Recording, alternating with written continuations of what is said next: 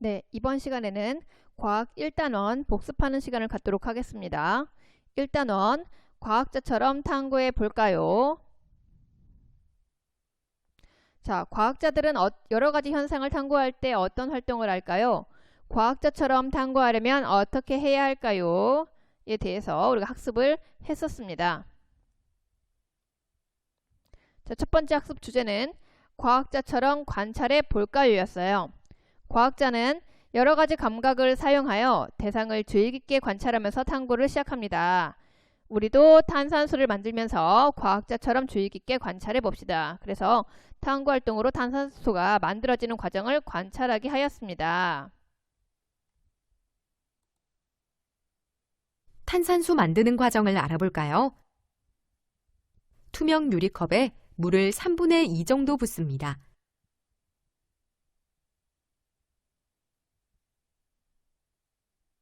식소다를 약숟가락으로 한 숟가락 떠서 투명 유리컵에 넣은 다음 유리막대로 저어줍니다. 식용 구연산을 다른 약숟가락으로 한 숟가락 떠서 투명 유리컵에 넣습니다.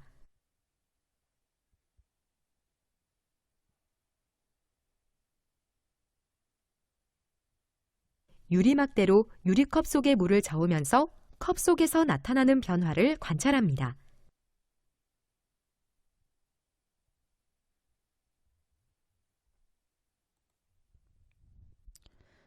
우리 탐구 대상을 있는 그대로 관찰하는 경우도 있지만 이제 변화가 일어나는 과정을 관찰하는 경우도 있습니다.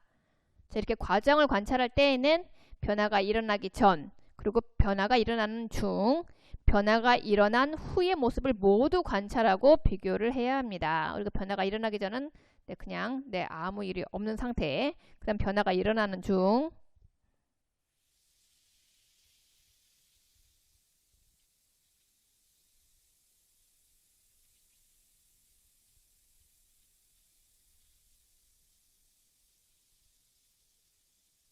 그 다음 변화가 일어난 후 보겠습니다.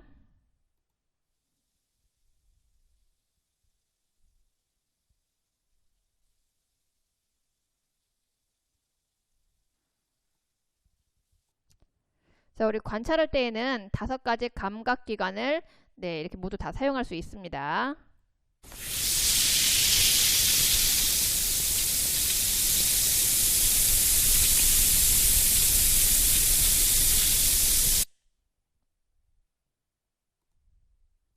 자, 관찰에 대해 정리하겠습니다. 우리 눈, 코, 입, 귀, 손 등의 5가지 감각기관을 사용할 수가 있습니다. 눈으로 보고 이제 코로 이제 냄새를 맡고 이제 맛을 보고 그다음에 소리를 듣고 이제 촉감을 느껴볼 수 있는 겁니다.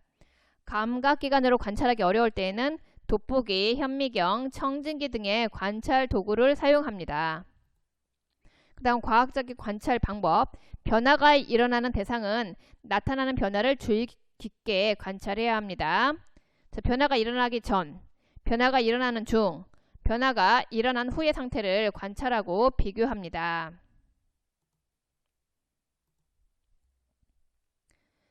그 다음 두 번째 학습 주제는 과학자처럼 측정해 볼까요? 였습니다. 과학자는 대상을 관찰할 때 알맞은 측정 도구를 골라 올바른 방법으로 대상을 측정하려고 노력합니다. 우리도 측정 도구를 사용하여 대상을 정확하게 측정해 봅시다. 탐구 활동으로는 정확한 양을 측정해 탄산수 만들기. 정확한 양을 측정하여 탄산수를 만들어 볼까요? 눈금 실린더를 이용하여 물 100ml를 측정합니다. 전자저울을 사용하여 식용소다 4g, 식용구연산 2g을 측정합니다. 투명한 유리컵에 물 100ml를 넣은 뒤 식용소다 4g을 넣고 유리막대로 저어줍니다. 식용구연산 2g을 컵에 넣고 유리막대로 저어주면서 탄산수를 만듭니다.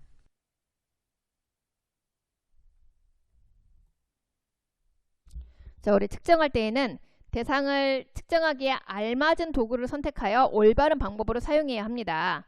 액체의 부피를 측정할 때에는 눈금 실린더, 그리고 물체의 무게를 측정할 때에는 저울을 사용합니다.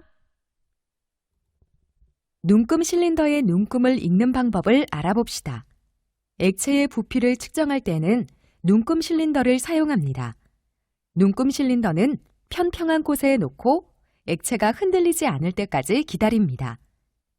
눈높이가 액체 높이보다 낮으면 액체가 실제보다 많이 담긴 것처럼 보이고, 눈높이가 액체 높이보다 높으면 액체가 실제보다 적게 담긴 것처럼 보이기 때문에 액체의 높이와 눈높이를 수평으로 맞춘 상태에서 액체의 오목한 부분에 있는 눈금을 읽어야 합니다.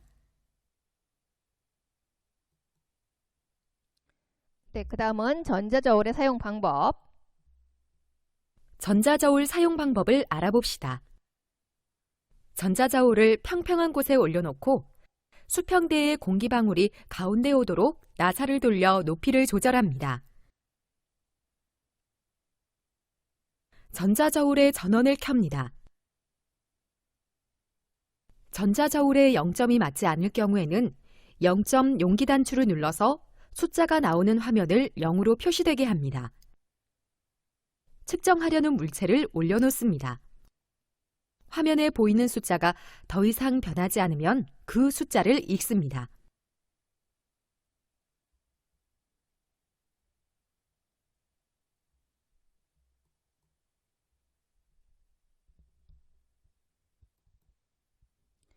자, 우리 과학적 측정을 할 때 사용하는 도구, 물의 부피를 측정할 때에는 눈금 실린더를 사용합니다. 가루 물질의 무게를 측정할 때에는 전자저울을 사용합니다.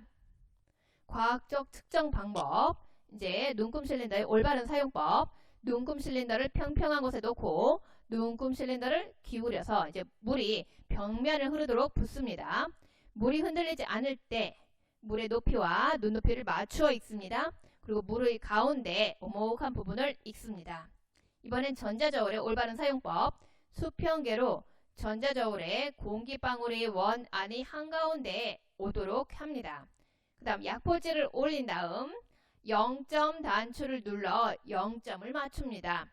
그리고 가루 물질의 종류에 따라 다른 약숟가락과 약포지를 사용합니다.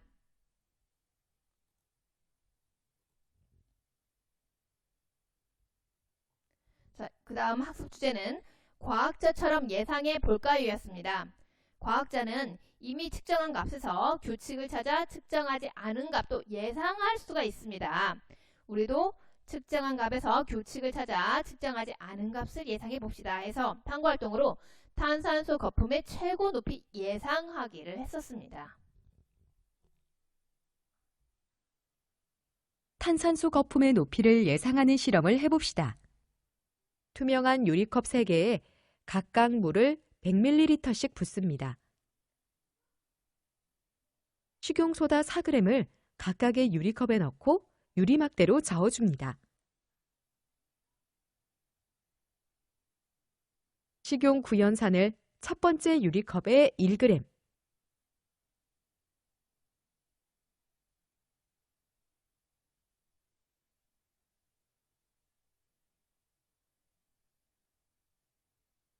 두 번째 유리컵에 2g,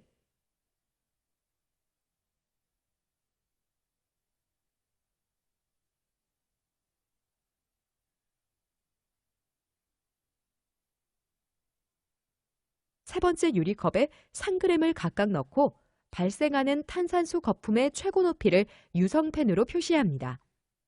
3개의 유리컵에 표시된 탄산수 거품의 최고 높이를 자로 측정합니다. 물 100ml, 식용소다 4g, 식용구연산 4g을 유리컵에 넣어 탄산수를 만든다면 발생하는 탄산수 거품의 최고 높이가 약 몇 cm일지 예상해 봅시다.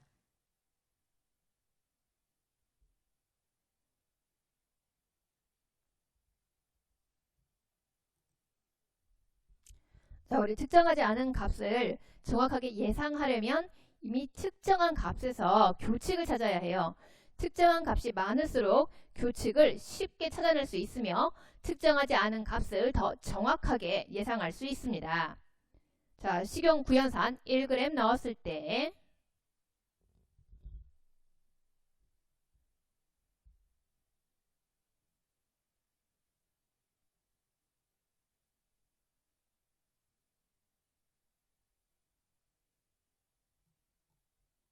그 다음 식용 구연산 2g 넣었을 때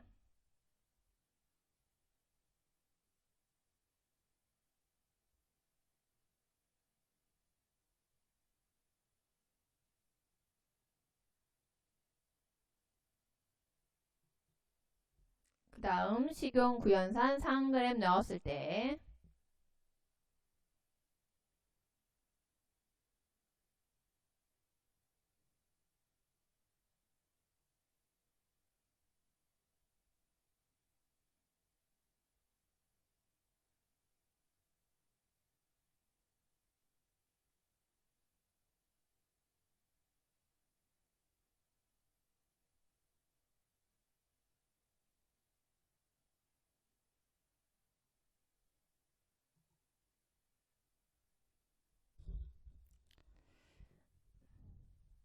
자, 여기 식용 구연산 2g 넣었을 때와 식용 구연산 3g 넣었을 때 측정값을 알면 식용 구연산 2.5g을 넣었을 때는 어떻게 될지 예상을 할 수가 있습니다.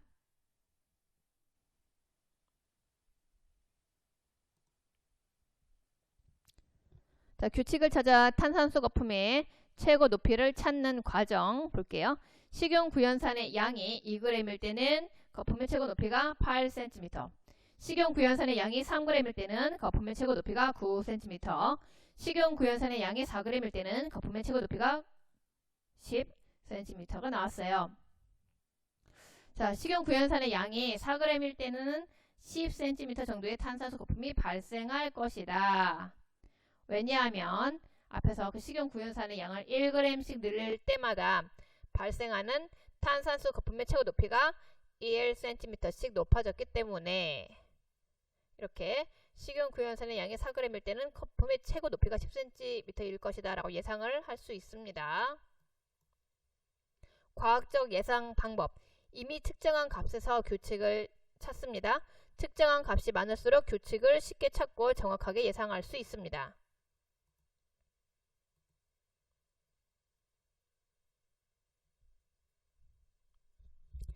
네, 이번에는 과학자처럼 분류해 볼까요입니다. 갈라파고스 제도는 남아메리카의 동태평양에 있는 19개의 크고 작은 섬으로 이루어진 지역입니다. 처음 발견했을 때 큰 거북이 많아 에스파냐어로 거북을 뜻하는 갈라파고스라는 이름을 붙였죠. 갈라파고스 제도의 섬에는 거북뿐만 아니라 각종 동식물과 한 과학자의 연구 대상이었던 다양한 모습의 핀치새도 살고 있답니다. 우리도 이 과학자처럼 핀치새를 탐구해 볼까요?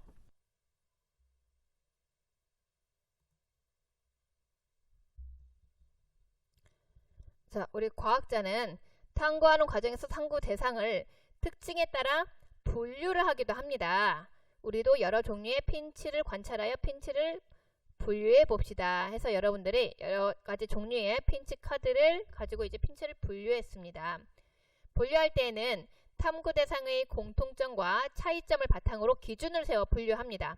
한번 분류한 것을 여러 단계로 계속 분류하면 이제 분류 대상의 공통점 그리고 차이점이 분명하게 드러납니다. 그래서 분류 대상 각각의 성질을 자세히 알 수 있고 분류 대상 전체와 부분의 관계도 쉽게 이해할 수 있습니다.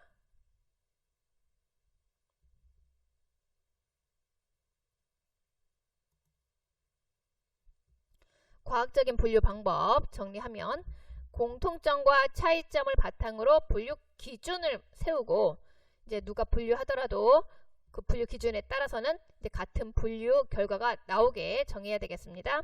그 다음 한번 분류한 것을 이제 여러 단계로 계속 분류를 합니다. 여러 단계로 분류하면 좋은 점, 분류 대상의 공통점과 차이점이 분명하게 드러납니다. 그리고 분류 대상 각각의 성질을 자세히 알 수 있고 분류 대상 전체의 관계를 이제 한눈에 알아볼 수 있습니다.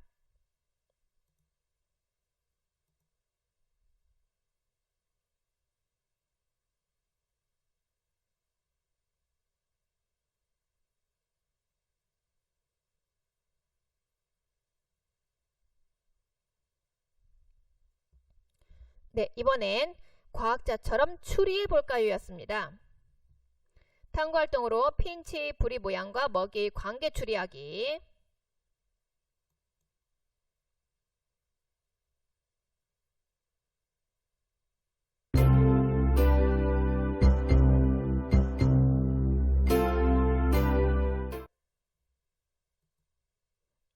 네, 우리 핀치 부리 모양 관찰해 봤고, 이번엔 핀치 부리 모양 관찰해 보겠습니다.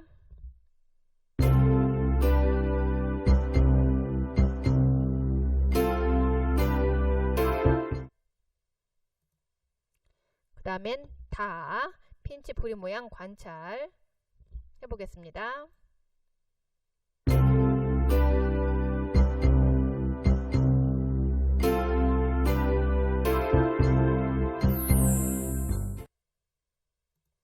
네, 이번엔 핀치의 부리 모양 관찰해보기.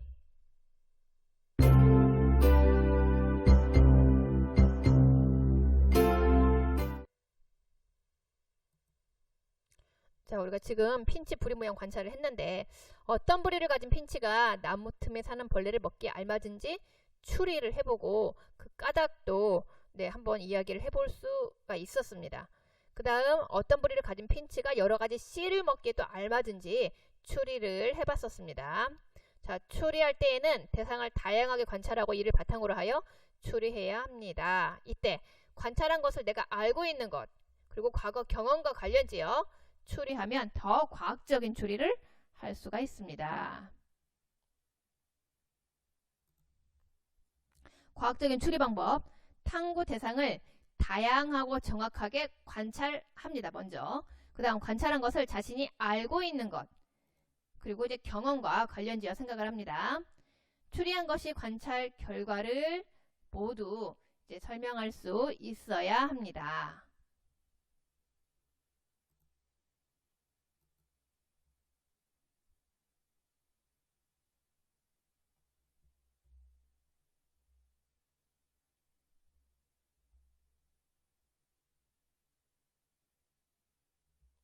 네, 그 다음은 과학자처럼 의사소통해 볼까요? 였습니다. 과학자는 자신의 탐구 결과를 다른 사람에게 알림으로써 다른 사람들과 생각이나 정보를 서로 주고받습니다. 우리도 다른 사람과 생각을 주고받아 봅시다. 탐구활동으로는 핀치의 부리 모양과 먹이의 관계 설명하기. 자, 의사소통할 때 다른 사람이 이해하기 쉽게 말해야 해요. 또 타당한 근거를 제시하여 설명하면 자신과 이제 생각이 다른 사람을 쉽게 설득할 수가 있습니다. 이때 표, 그림, 그래프, 몸짓 등을 사용하면 자신의 생각을 더 정확하게 전달할 수가 있습니다.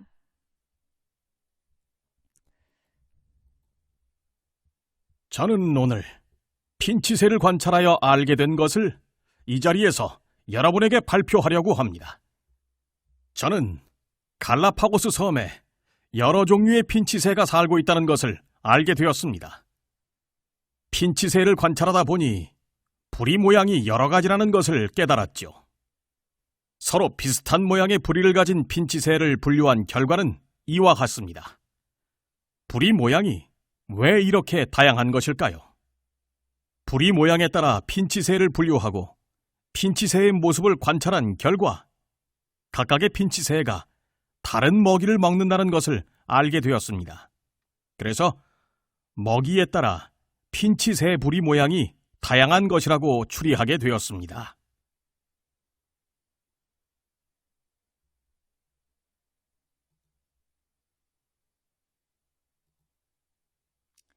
자, 과학적인 의사소통 방법. 정확한 용어를 사용해서 간단하게 설명하고 타당한 근거를 제시하여 설명합니다. 표, 그림, 그래프 등과 같은 다양한 방법을 사용하고 그 다음에 다른 사람의 탐구 결과에 대해 궁금한 점이 있으면 질문을 합니다.